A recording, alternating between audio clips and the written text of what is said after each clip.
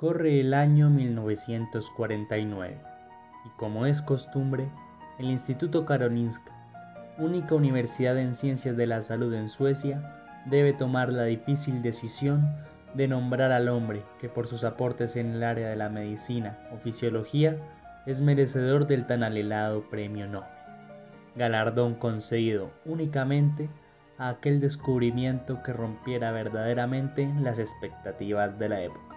Pero en este año, el ingenio y novedad de dos procedimientos creados por dos hombres en el campo de la neurofisiología arroja un dilema que finalizaría con la doble entrega del galardón a dos hombres, Walter Rudolf Hess y Antonio Egas Moniz. El primero de ellos, el Dr. Hess, un médico y cirujano oftalmólogo originario de Suiza, descubrió la organización funcional del diencéfalo, la región central del cerebro ubicada entre sus dos hemisferios, arrojando como resultado información precisa de la forma en que esta zona del cerebro controla la actividad de los órganos internos de forma coordinada.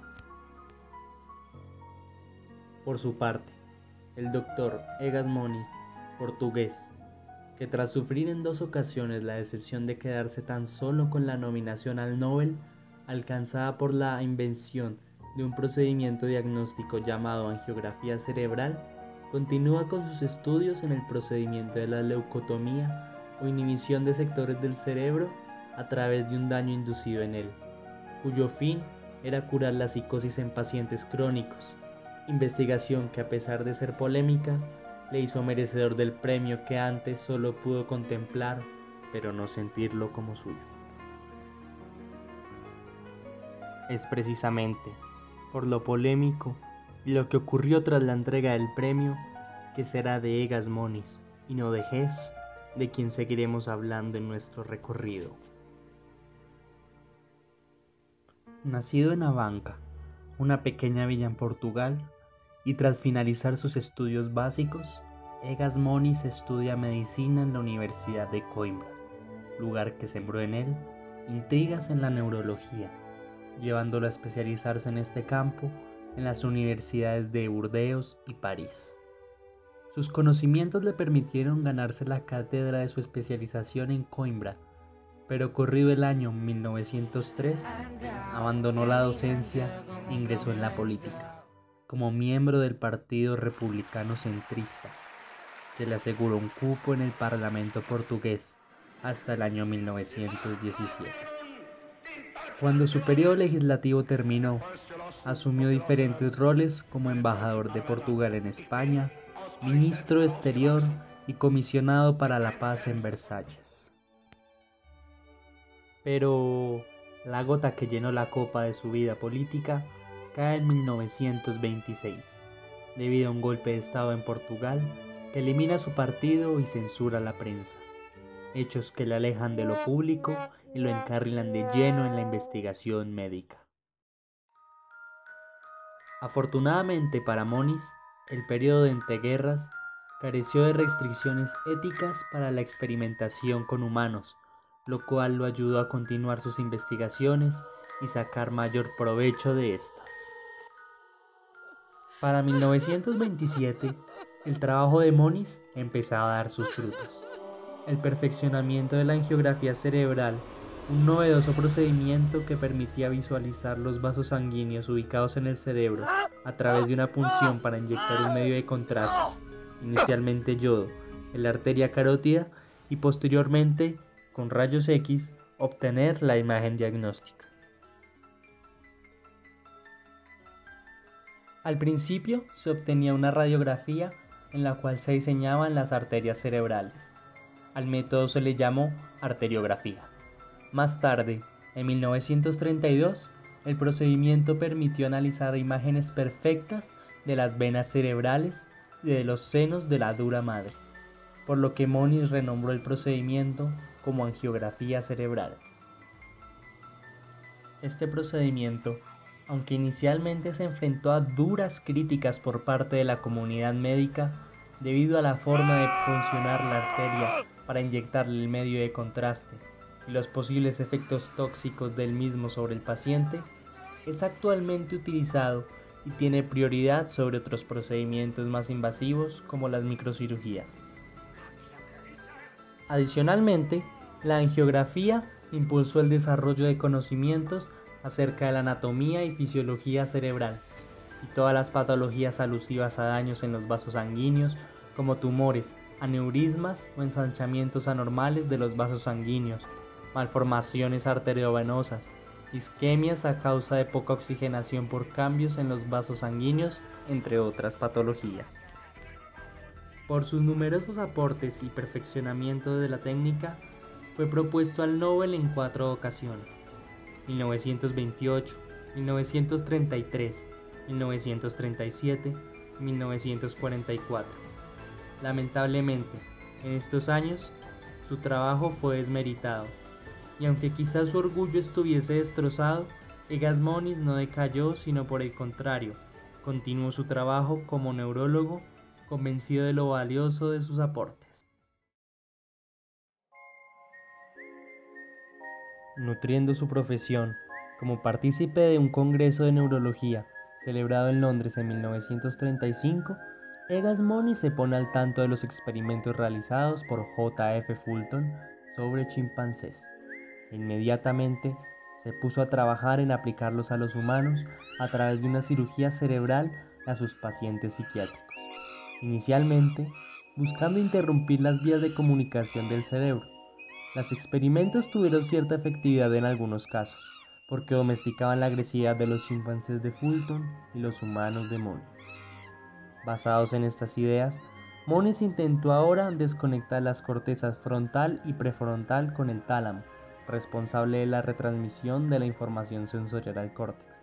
De este modo, razonó, podría detener los pensamientos repetitivos, permitiendo una vida más normal a los enfermos. La intervención causaba un cambio radical en la situación del paciente, pues aunque los procedimientos psicológicos aportaban indicios acerca del origen de la psicosis, no trataban terapéuticamente al paciente.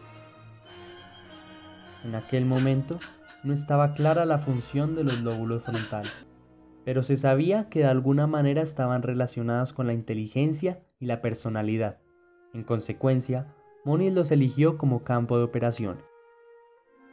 Constantemente tuvo que ser asistido por el Dr. Almeida Lima, un joven neurocirujano que sustituyó las manos artrosas de nuestro sabio.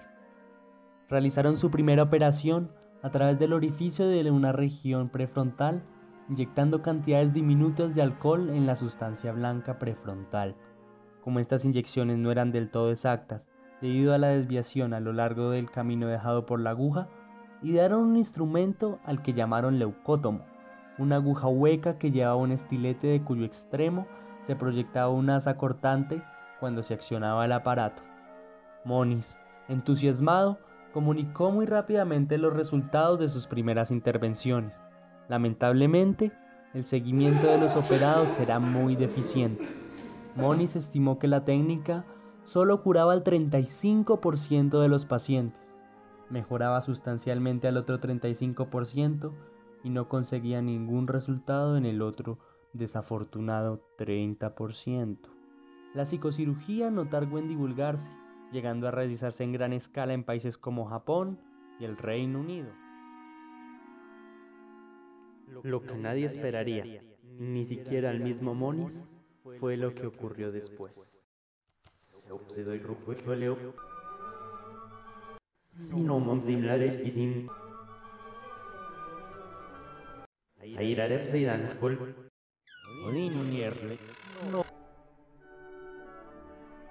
No isare puedo mar como hoy gile solino. Ay sneo que so.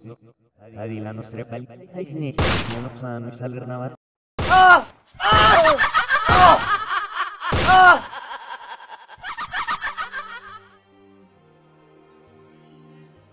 Para 1938, en el ejercicio de su profesión, un paciente psicótico, inconforme con los medicamentos que Moniz le recetaba, procede a propiciarle 8 disparos en todo su cuerpo, dejándolo paralítico de por vida y quizás, lo más triste, imposibilitándolo para lo que vendría después, cuando en 1939 el Instituto Karolinska de Estocolmo aceptó la proposición de una iniciativa brasilera en el Congreso de Lisboa para otorgarle los honores del Premio Nobel a Moniz.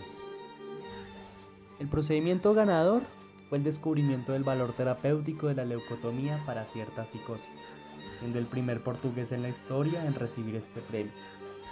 Como compartió el premio con Walter Rudolf Hess bajo el descubrimiento de la organización funcional del diencéfalo, este recibió el premio a nombre de los dos. La leucotomía se continuó realizando hasta 1967, cuando se realizaría la última lobotomía legal en la historia y sería reemplazada por los primeros fármacos antipsicóticos. Para este momento, se tenía un registro entre 45.000 y 50.000 pacientes lobotomizados en el mundo. Desde entonces se habla de la leucotomía como un episodio de barbarie en la historia de la psiquiatría y la medicina en general. Sin embargo, sentó precedentes para el desarrollo de futuros procedimientos quirúrgicos que fueron menos invasivos y mucho más acertados en el tratamiento de estas enfermedades. Inclusive, los familiares de algunos pacientes leucotomizados continúan alegando que se haya retirado el premio a Moniz, debido a que algunos de ellos quedaron inutilizados. Sin embargo, el Instituto Karolinska rechaza las solicitudes argumentando que las bases científicas eran válidas y fueron doctores posteriores quienes tornaron cruel la práctica de la leucotomía.